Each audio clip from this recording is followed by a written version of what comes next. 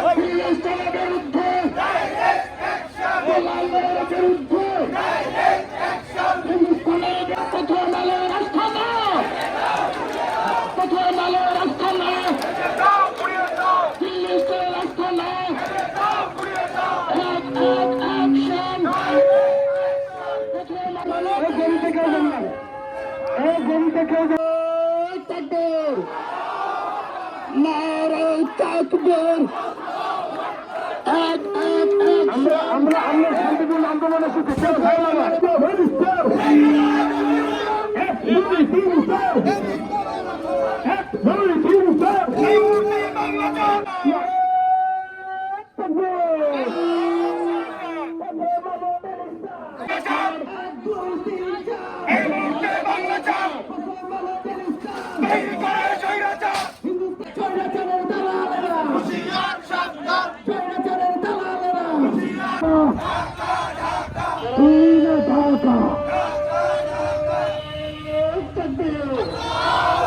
বিরুদ্ধে রাজশাহীবাসীর অ্যাকশন